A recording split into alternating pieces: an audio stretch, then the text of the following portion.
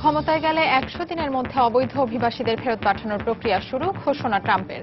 মার্কিন গণতন্ত্রকে হুমকির মুখে ফেলেছেন ট্রাম্প, আবারও বললেন হিলারি। পাকিস্তান পদক্ষেপ না নিলে সন্ত্রাস নির্মূলে ব্যবস্থা গ্রহণ, হুঁশিয়ারি যুক্তরাষ্ট্রের। পাক সেনাদের হামলায় আহত জওয়ানের মৃত্যুতে মোদির শোক। মসুলে আইএস বিরোধী অভিযানে অংশগ্রহণে তুরস্কের প্রস্তাব প্রত্যাখ্যান ইরাকের। বাগদাদের প্রতি সহযোগিতা অব্যাহত রাখার আশ্বাস ওয়াশিংটনের। এবং সিরিয়ার আলেপ্পোতে রুশ যুদ্ধবিরতি শেষে আবারও বিমান হামলা। আইএসের ঘাঁটি রাকায় মার্কিন জোটের সঙ্গে যৌথ অভিযানে অংশ নিতে আগ্রহী তুরস্ক।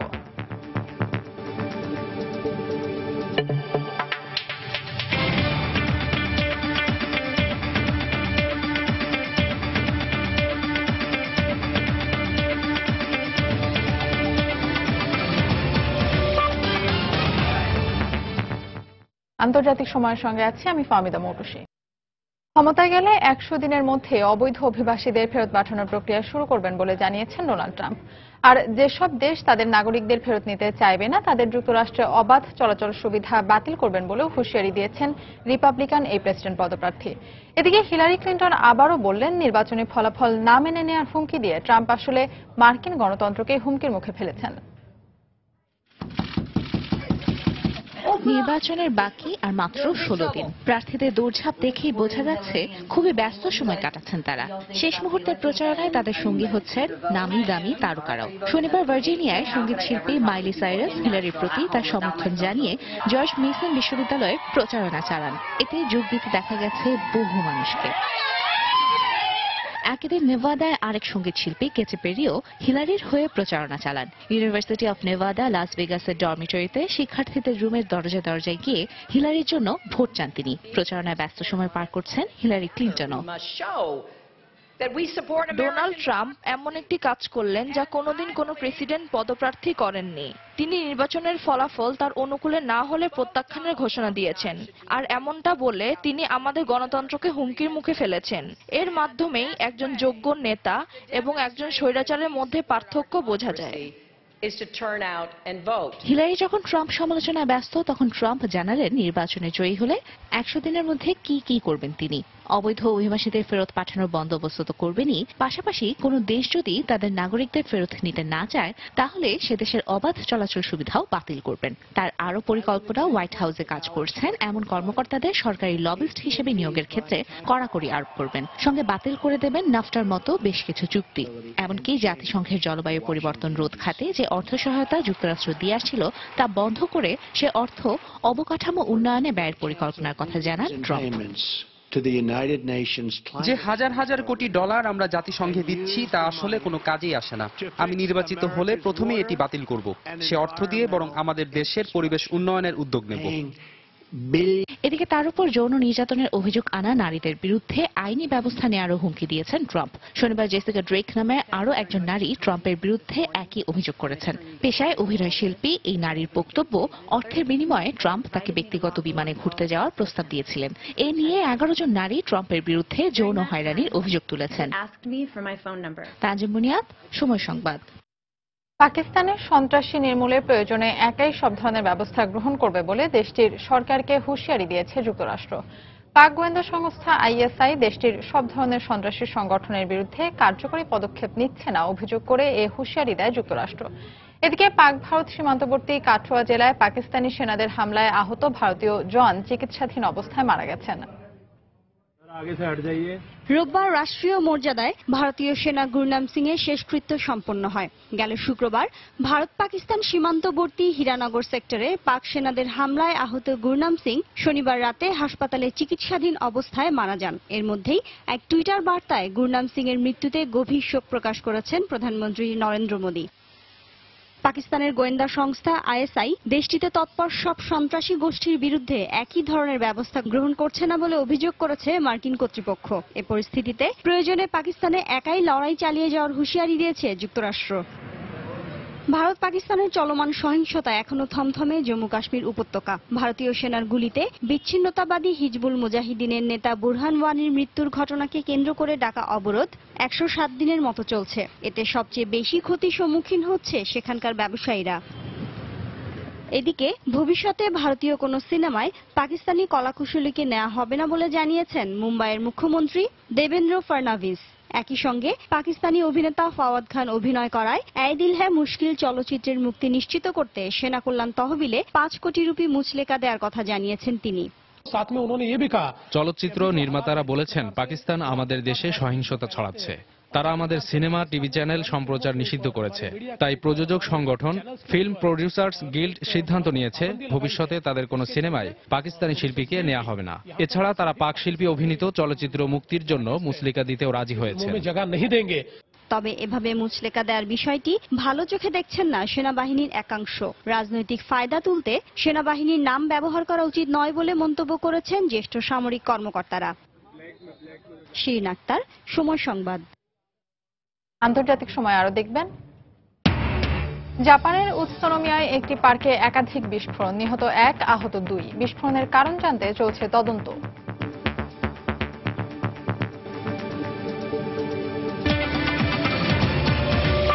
ইরাকের মসুল শহরে আইএস বিরোধী যৌথ অভিযানে অংশগ্রহণে তুরস্কের প্রস্তাব প্রত্যাখ্যান করেছে দেশটির সরকার।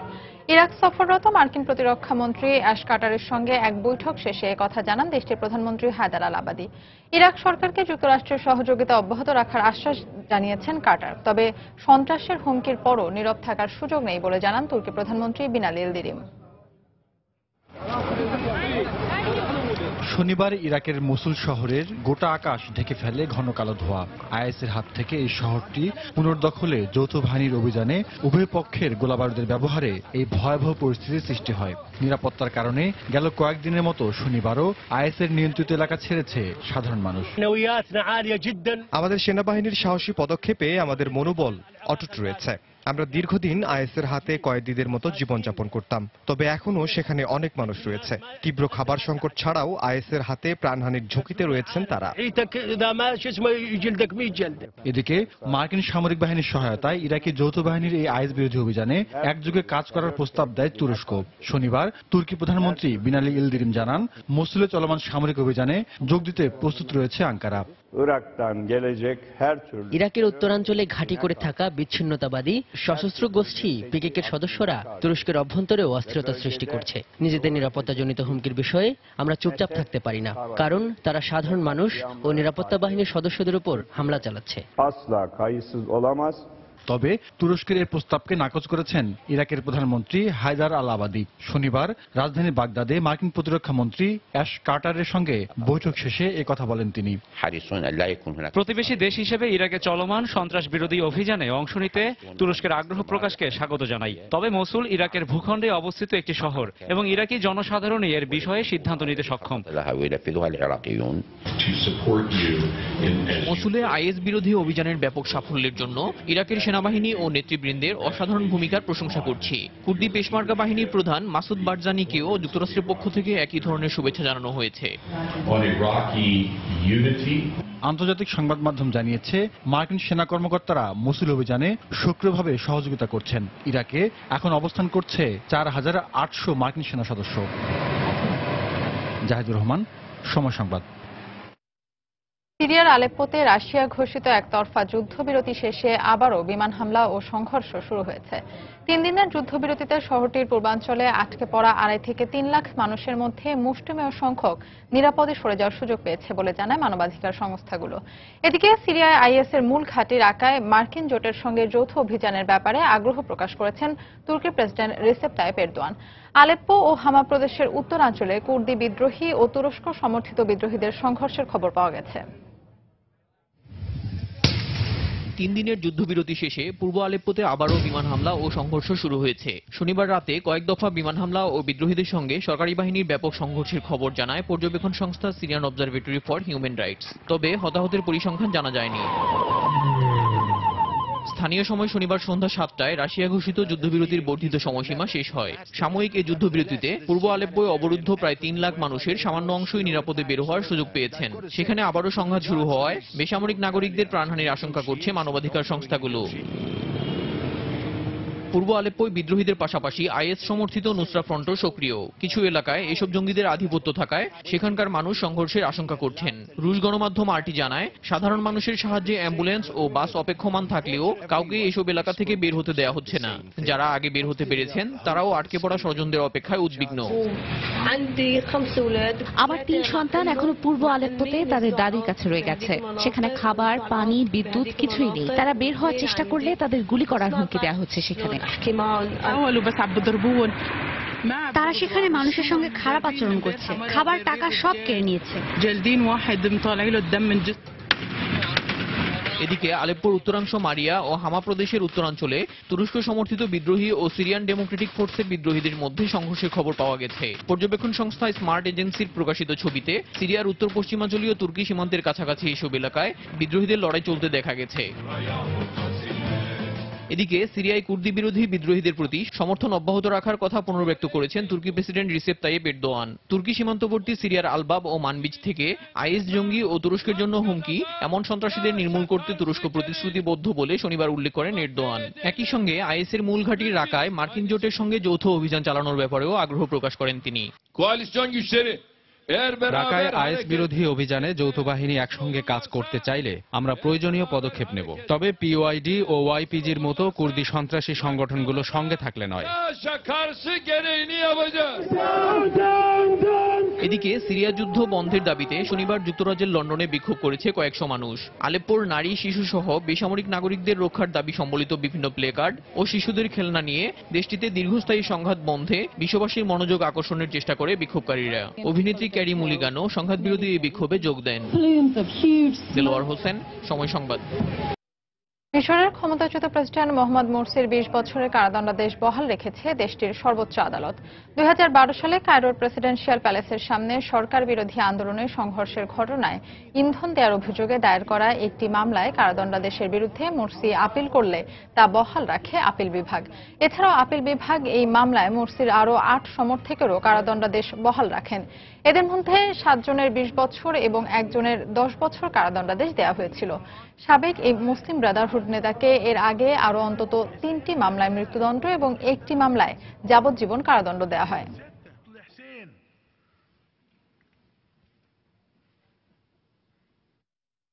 ইয়েমেনে সৌদি সমর্থিত সরকারি বাহিনীর সঙ্গে ইরান সমর্থিত হাউথি বিদ্রোহীদের দিনব্যাপী তীব্র লড়াইয়ের মধ্য দিয়ে শেষ হয়েছে 72 ঘণ্টার যুদ্ধবিরতি।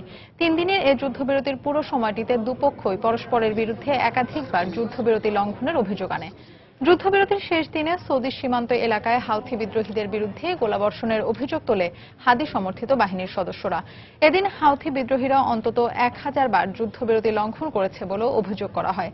প্রত্যক্ষদর্শীরা জানান, যুদ্ধবিরতির সময়টিতে হাউথি বিদ্রোহীদের লক্ষ্য করে সৌদি জোটের বিমান হামলা বন্ধ থাকলেও দুপক্ষের মধ্যে রক্তক্ষয়ী সংঘর্ষ অব্যাহত ছিল। এদিকে 72 ঘণ্টার যুদ্ধবিরতি শেষ হলেও এর সময়সীমা আরও বাড়ানোর চেষ্টা করা হচ্ছে বলে জানায় জাতিসংঘ। ইরানের ওপর চাপ তৈরির কৌশল হিসেবে যুক্তরাষ্ট্র আন্তর্জাতিক বাজারে তেলের দাম কমিয়ে রাখছে বলে অভিযোগ করেছেন ইরানের সর্বোচ্চ ধর্মীয় নেতা আয়াতুল্লাহ খামেনি। তেহরান সফররত ভেনেজুয়েলার প্রেসিডেন্ট নিকোলাস মাদুরোর সঙ্গে এক বৈঠকে শনিবার এ মন্তব্য করেন তিনি। খামেনি অভিযোগ করে বলেন, কেবল ইরানই নয়, পশ্চিমা দেশগুলোর তাবেদারি করতে অস্বীকার করা তেল উৎপাদনকারী সকল দেশই এই অযৌক্তিক চাপের শিকার। নিজেদের মধ্যে সহযোগিতা বাড়ানোর মাধ্যমে এ ধরনের ষড়যন্ত্র মোকাবেলার আহ্বানও জানান তিনি। এ সময় মার্কিন সাম্রাজ্যবাদের বিরুদ্ধে ভেনেজুয়েলার কঠোর অবস্থানের প্রশংসা করেন ইরানের এই সর্বোচ্চ ধর্মীয় নেতা।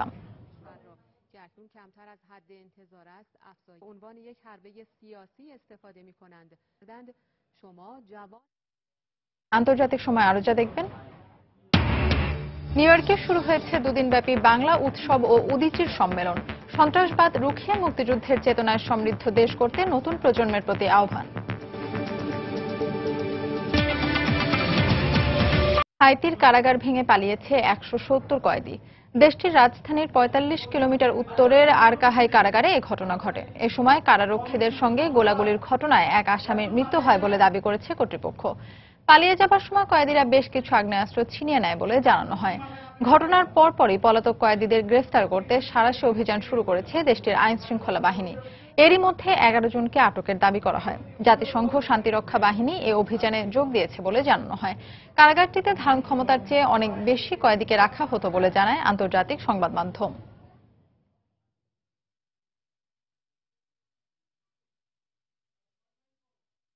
মেক্সিকোয় গত মাসে চোরাগোপ্তা হামলায় 5 সেনা নিহতের সঙ্গে জড়িত অপরাধী চক্রের কয়েকজনকে গ্রেফতার করা হয়েছে।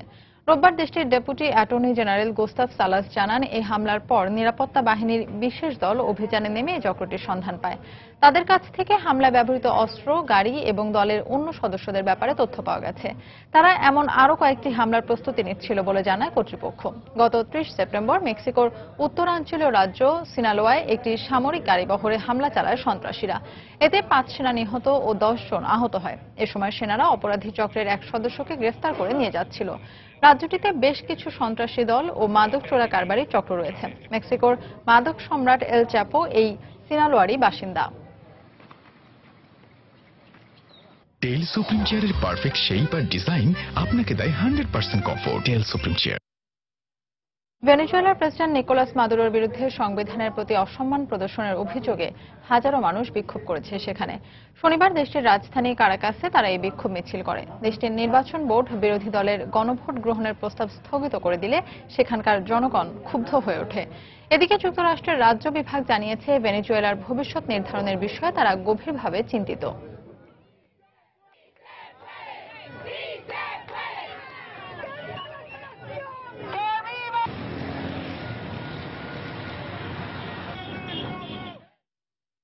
ইতালির প্রধানমন্ত্রী মাত্তেও রেনজির শ্রম আইনের বিরুদ্ধে করা নো রেনজিডের প্রতিবাদে যোগ দিয়েছে হাজারো মানুষ। শনিবার এ প্রতিবাদ মিছিল ও বিক্ষোভে নেতৃত্ব দেয় ইউনিভার্সেল সিরিয়াল বাস, ইউএসপি ও union স্যান্ডাকাল ইতালিয়ানো, USI labour union. Renzi সরকারের তৈরি শ্রম আইনের কারণে শ্রমিকরা চাকরির নিরাপত্তা হারিয়েছে এবং কোম্পানিগুলো সহজেই এর মাধ্যমে দীর্ঘমেয়াদের চুক্তিভিত্তিক নিয়োগের পরিবর্তে স্বল্প মেয়াদে চুক্তিহীন কর্মী নিয়োগ দিতে পারে বলে অভিযোগ এই শ্রম সংগঠনগুলোর নেতাদের। বিক্ষোভকারী ইউএসবি জোটের প্রতিনিধি ফ্রান্সিসকো স্টাসিওলি বলেন, রেনজি সরকারকে সরিয়ে শ্রম ও সামাজিক রাজনীতির পরিবর্তন চান তারা।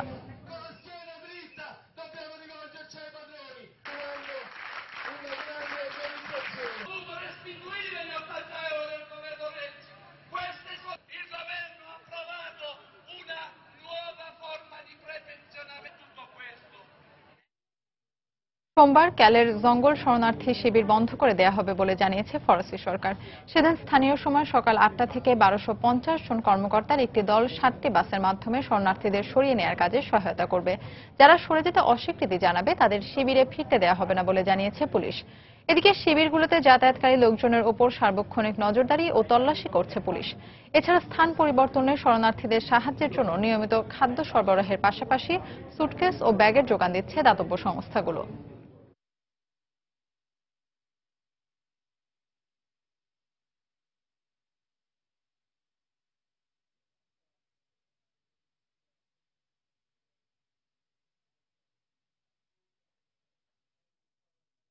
লন্ডনে ব্রিজের সঙ্গে যাত্রীবাহী দ্বিতল বাসের ধাক্কায় 26 জন আহত হয়েছে।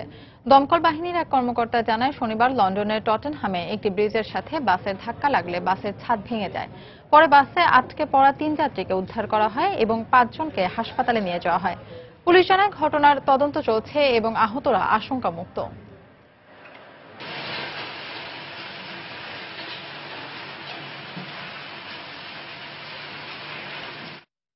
জাপানের টোকিওর উত্তরাঞ্চলীয় শহর উৎসুনোমিয়া পার্কে একাধিক বিস্ফোরণের ঘটনায় একজন নিহত ও 2 জন আহত হয়েছে। দেশটির জরুরি ব্যবস্থাপনা বিভাগের কর্মীরা জানান, রোববার স্থানীয় সময় সকাল 11:30টার দিকে একটি পার্কে পরপর কয়েকটি বিস্ফোরণ ঘটে। এর পরপরই বাইসাইকেল পার্ক করে রাখার স্থানে একজনের মৃতদেহ পাওয়া যায়। বিস্ফোরণে পার্কিং লটে থাকা 2টি গাড়িতেও আগুন লেগে যায়। বিস্ফোরণের কারণ জানতে তদন্ত চলছে। পাশের অন্য একটি পার্কেও একটি বিস্ফোরণের খবর পাওয়া গেছে। এ সময় সেখানে স্থানীয়দের ঐতিহ্যবাহী অনুষ্ঠান চলছিল। প্রত্যক্ষদর্শীরা জাপানের কিয়োদো নিউজকে জানায়, তারা বিকট শব্দ শোনার পাশাপাশি গান পাউডারের গন্ধ পেয়েছেন। বিস্ফোরণের পর থেকে ঘটনাস্থলটি ঘিরে রেখেছে পুলিশ। ক্যামেরুনে যাত্রীবাহী ট্রেন লাইনচ্যুতির ঘটনায় নিহতের সংখ্যা 70 ছাড়িয়েছে। আহত হয়েছে আরো 600 জন। আহতদের অনেকের অবস্থা আশঙ্কাজনক হয় মৃতের সংখ্যা বাড়তে পারে বলে ধারণা কর্তৃপক্ষের। শুক্রবার দেশটির রাজধানী ইয়াওনদি থেকে ইসেকাগামী ট্রেনটি দুর্ঘটনার কবলে পড়ে। রাতভর উদ্ধার অভিযান অব্যাহত রেখেছে দমকল বাহিনী। তবে দুর্ঘটনার কারণ সম্পর্কে এখনো কিছু জানা যায়নি। ভারী বৃষ্টিপাতের ফলে ভূমিধসের কারণে ইয়াওনদির সড়ক পথ খারাপ হয় এ অঞ্চলের বেশিরভাগ মানুষ ট্রেনে চলাচল করছিলেন। কর্তৃপক্ষ জানায় একই সঙ্গে সড়ক ও রেলপথে যান চলাচল বিঘ্ন ঘটায় দেশটির যোগাযোগ ব্যবস্থায় বিপর্যয় দেখা দিয়েছে।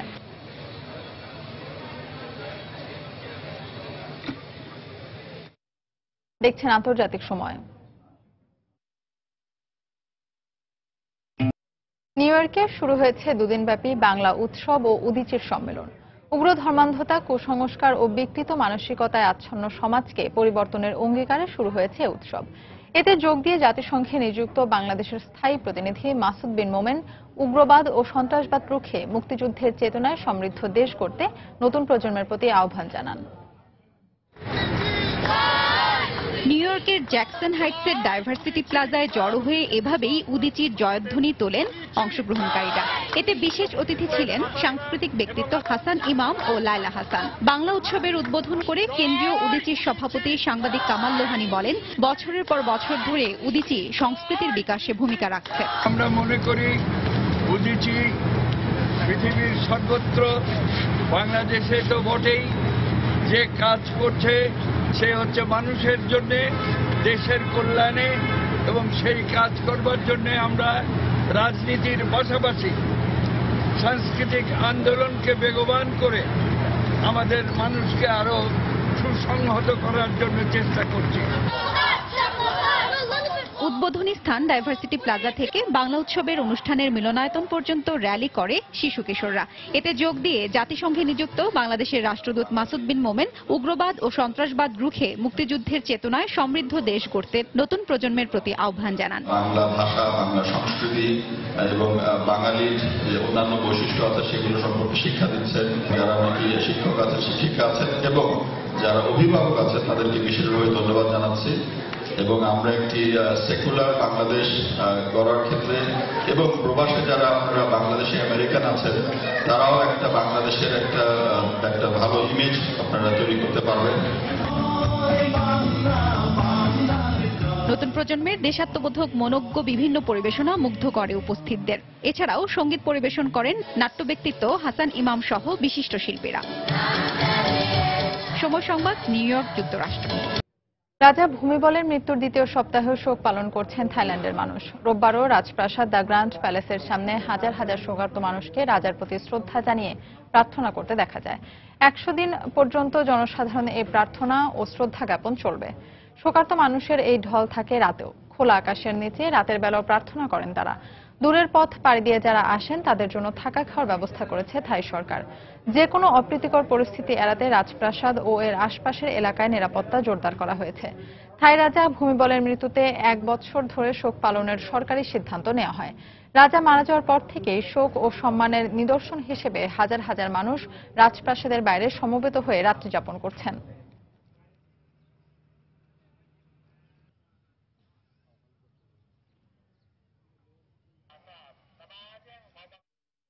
বিশ্বের প্রথম এভারেস্ট জয়ী নারী পর্বতারোহী জাপানের জুনকো তাবেই আর নেই।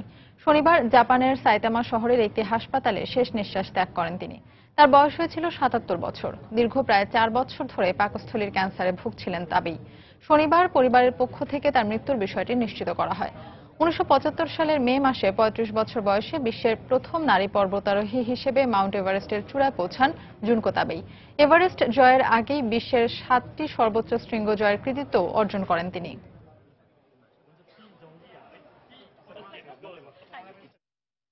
বব ডিলানের ব্যবহার ঔদ্ধত্যপূর্ণ ও অভদ্র বলে মন্তব্য করেছে নোবেল কমিটির সদস্য।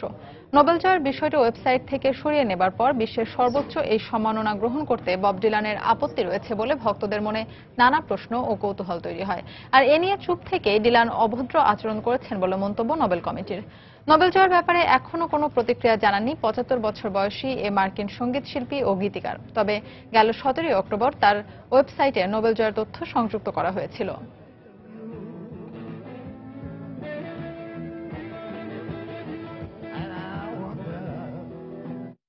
লেবাননের সিরীয় শরণার্থী শিশুরা শিক্ষা গ্রহণের ক্ষেত্রে বিভিন্ন ধরনের সমস্যার মুখোমুখি হচ্ছে। কোনো উপায় না পেয়ে শিক্ষাহীন এক জীবন কাটাতে হচ্ছে তাদের। এ কারণে অবুঝ এই শিশুরা ভয়ঙ্কর এক ভবিষ্যতের মুখোমুখি হতে যাচ্ছে বলে আশঙ্কা প্রকাশ করেছেন মানবাধিকার কর্মীরা। যুদ্ধে সব হারিয়ে প্রায় 11 লাখ সিরীয় শরণার্থী এখন লেবাননে আশ্রয় নিয়েছে।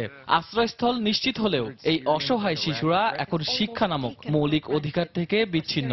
অর্থকষ্ট ও দরিদ্রতা এমন ভাবে তাদের ঘিরে ধরেছে যে কারণে বিনামূল্যে পড়াশোনার সুযোগ সুবিধা থাকা সত্ত্বেও 90% শরণার্থী সন্তান এখন পড়াশোনা বাদ দিয়ে কর্মের খোঁজে বেরিয়ে পড়ে। এছাড়া ভাষা সমস্যাও তাদের শিক্ষার অধিকার থেকে বিচ্ছিন্ন করে রেখেছে। শরণার্থীদের স্কুল সংখ্যা বাড়লেও অধিকাংশ স্কুলের কারিকুলাম লেবানিজ মাধ্যমে, কিন্তু সিরীয় শরণার্থীরা এই মাধ্যমের সঙ্গে একেবারে সম্পর্কহীন। 2013 সালে এখানে স্কুল ছিল 40,000, এখন তা 1,50,000-এ দাঁড়িয়েছে। কিন্তু সমস্যা হচ্ছে বাচ্চাগুলোকে ধরে রাখা। বিভিন্ন সমস্যার কারণে শিক্ষার্থীরা আর পড়াশোনা করতে চাইছে না। তবে মানবাধিকার সংস্থার মতে বিভিন্ন সমস্যা কাটিয়ে শরণার্থী শিশুদের স্কুলে ফিরিয়ে আনার জন্য বিপুল পরিমাণ অর্থের প্রয়োজন। প্রত্যেক বছর অন্তত 240 কোটি মার্কিন ডলার ব্যয় করলে সমস্যা মিটিয়ে শিশুদের স্কুলে ফেরানো সম্ভব। তবে এই বছর ব্যয় হয়েছে এই অর্থের মাত্র 1/3। আশার কথা, এই সমস্যাগুলো চিহ্নিত করে স্কুলে শরণার্থী শিশুদের পড়াশোনা নিশ্চিত করতে এগিয়ে এসেছে লেবানন সরকার। স্কুলের বাইরে থাকা শিশুদের ফিরিয়ে আনতে ইউনিসেফ ও UNHCR সহ আন্তর্জাতিক দাতা গোষ্ঠীও সাহায্যের হাত বাড়িয়ে দিয়েছে। আর এতে করে যুদ্ধে আক্রান্ত শিশুরা আবার স্কুলে ফিরে যাবে বলে আশা প্রকাশ করেছে মানবাধিকার সংস্থাগুলি। শাশ্বত সত্য, সময় সংবাদ। উন্নত দেশগুলোতে শরণার্থীদের আশ্রয় দেয়া না দেয়া নিয়ে চলছে নানা বিতর্ক। এর মধ্যে ইউরোপের বেশ কয়েকটি দেশে সন্ত্রাসী হামলার সঙ্গে শরণার্থীরা জড়িত থাকায় আবারও তারা পড়েছেন ইউরোপিয়ানদের তোপের মুখে। তবে ভিন্ন চিত্র দেখা গেল বরাবরই শরণার্থীদের পক্ষে সাফাই দেয়া অ্যাঙ্গেলা মার্কেলের দেশ জার্মানিতে। জার্মানির ওয়াইন তৈরির প্রধান একটি এলাকার রানীর খেতাব দেওয়া হয়েছে এক সিরীয় শরণার্থীকে। তিনি প্রথম কোন আশ্রয় প্রার্থী যিনি এ সম্মান অর্জন করেছেন। করতালিতে মুখর চারপাশ। দক্ষিণ জার্মানির শহর ট্রায়ারে এ আনন্দ উচ্ছ্বাস কোনো খ্যাতনামা তারকাকে ঘিরে নয়, তবে তিনি এখন তারকাই বটে। 26 বছর বয়সী নিনোর্ত বাহনো সিরিয়ায় গৃহযুদ্ধ শুরুর পর বোনকে সঙ্গে নিয়ে জার্মানিতে পালিয়ে আসেন খ্রিস্টীয় এই নারী। সম্প্রতি ওয়াইনের জন্য বিখ্যাত লুক্সেমবার্গের সীমান্তবর্তী ট্রায়ার শহরে এক জাঁকজমকপূর্ণ অনুষ্ঠানে নিনোর্তর মাথায় পরিয়ে দেয়া হয় 68তম ওয়াইন কুইন জয়ীর মুকুট। এ অর্জন জার্মানিতে আসা আশ্রয় প্রত্যাশীদের এদেশে খাপ খাওয়াতে সহায়তা করবে বলে মনে করেন নিনোর্ত। আমি জানি একজন শরণার্থীর নতুন জায়গায় এসে খাপ খাওয়ানো খুবই কঠিন। আগে আমাদের এদেশের নিয়ম কানুন ও ঐতিহ্য সম্পর্কে জানতে হবে এবং তা অনুশীলন করতে হবে। জার্মানি শরণার্থীদের জন্য স্বাগতিক দেশ। আশ্রয় দেওয়ার পাশাপাশি এদেশ সমাজের শরণার্থীদের খাপ খাওয়াতে যে কাজ করছে আমি তা তুলে ধরতে চাই। একজন শরণার্থীকে এ বছরের ওয়াইন কুইন নির্বাচন করে সবার কাছে একতার বার্তা পৌঁছে দিতে চান আয়োজকরা। অনেকেই আমাকে বলেছিল এটা ঠিক হবে না। আমি বলেছি আমরা জার্মানিরা এটা ঠিকই সুন্দরভাবে মেনে নেব। আর নিনোর্ত একজন দারুণ ওয়াইন অ্যাম্বাসেডর হয়েছেন। নিনোর্ত আগামী বছর বিভিন্ন উৎসব অনুষ্ঠানে ট্রায়ার সহ 4টি এলাকার ওয়াইন উৎপাদনকারীদের অ্যাম্বাসেডর হিসেবে কাজ করবেন। 1909 সাল থেকে জার্মানিতে ওয়াইন কুইন বা ওয়াইন নারী নির্বাচনের রীতি প্রচলিত রয়েছে। দেশটির 13টি ওয়াইন উৎপাদনকারী রাজ্য থেকে যারা রানী নির্বাচিত হন তারা প্রতি বছর সেপ্টেম্বরে জার্মান ওয়াইন কুইন প্রতিযোগিতায় অংশ নেন। শিরিন আক্তার, সময় সংবাদ। ফিলিপিন্সে মাদকাসক্তদের স্বাভাবিক জীবনে ফিরিয়ে আনতে নানামুখী উদ্যোগ গ্রহণ করেছেন দেশটির প্রেসিডেন্ট রদ্রিগো দুতের্তে। মাদকের ভয়াবহতা সম্পর্কে সচেতনতার পাশাপাশি মৃত্যুর কথা সবসময় স্মরণ করিয়ে দিতে মাদকাসক্তদের কাজ দেওয়া হয়েছে কফিন তৈরির। এছাড়া সুস্থ জীবনে ফিরিয়ে আনতে বিভিন্ন শারীরিক ব্যায়াম অনুশীলনের পাশাপাশি তরুণদের জন্য ব্যবস্থা করা হয়েছে নানা ধরনের খেলাধুলার। এটি কোনো নাচের প্রশিক্ষণ কর্মশালা নয়। ফিলিপিন্সের রিজাল প্রদেশে নৃত্যশিল্পী নয়, জড়ো হয়েছেন একদল মাদকাসক্ত। মাদক ছেড়ে স্বাভাবিক জীবনে ফিরে আসতেই এই প্রচেষ্টা। স্বাভাবিক জীবনে ফিরিয়ে আনতে তাদের শারীরিক ও মানসিক সুস্থতার বিষয়টি গুরুত্ব দিয়ে সরকারিভাবে নেওয়া হয়েছে এমন উদ্যোগ। এছাড়া যেসব তরুণ অল্প বয়সে মাদকের ভয়াল থাবায় জড়িয়ে পড়েছে, তাদেরকে সুস্থ জীবনে ফিরিয়ে আনতে খেলাধুলারও সুযোগ করে দেওয়া হয়েছে। এখানে মাদকাসক্তদের পুনর্বাসন ও সুস্থ জীবনে ফিরে আসার জন্য সব ধরনের ব্যবস্থা করা হয়েছে। তরুণ মাদকাসক্তদের প্রতি বিশেষ যত্ন নিচ্ছে কর্তৃপক্ষ। স্বাভাবিক জীবনে ফিরে আসতে এসব কার্যক্রম আমার বেশ কাজে লাগছে। মাদক নির্মূলের এসব কর্মসূচিতে মাদকাসক্তরা বিনামূল্যে অংশ নিতে পারবেন, যা এরই মধ্যে ব্যাপক জনপ্রিয়তা পেয়েছে বলে দাবি কর্তৃপক্ষের। আমি যা করি তা হলো তাদেরকে বেশি করে হাসানোর চেষ্টা করি এবং এর উপকারিতা সম্পর্কে ব্যাখ্যা করি। তাদেরকে আরো অনেক বিষয়ে ধারণা দেওয়ার চেষ্টা করছি। তারা আমাকে অনুসরণ করে অনুশীলন করে থাকে। এখানে প্রশিক্ষণ করা আমার জন্য খুবই কঠিন হচ্ছে, কিন্তু পরিবারের ভালোর জন্য এটা আমাকে করতেই হবে। পরিবারকে অনেক বেশি মনে পড়ছে। মাদক বিরোধী অভিযানে যারা স্বেচ্ছায় আত্মসমর্পণ করছে, তাদের জন্য আয়োজনের কমতি নেই। গেল জুন মাসে পুলিশের কাছে আত্মসমর্পণ করা 400 মাদকাসক্তকে কফিন তৈরি সহ বিভিন্ন কাজের সুযোগ করে দেওয়া হয়। পুনর্বাসন, কারিগরি প্রশিক্ষণ ছাড়াও মৃত্যুর কথা স্মরণ করিয়ে দিতে কফিন তৈরির কাজে লাগানো হচ্ছে তাদেরকে। নিজেকে সংশোধন করতেই হবে, এছাড়া আর কোনো পথ খোলা নেই। আত্মসমর্পণের পর নিজেকে শুধরানোর জন্য এখানে কাজ শুরু করেছি। আশা করি এর মধ্য দিয়ে স্বাভাবিক জীবনে ফিরে আসতে পারবো।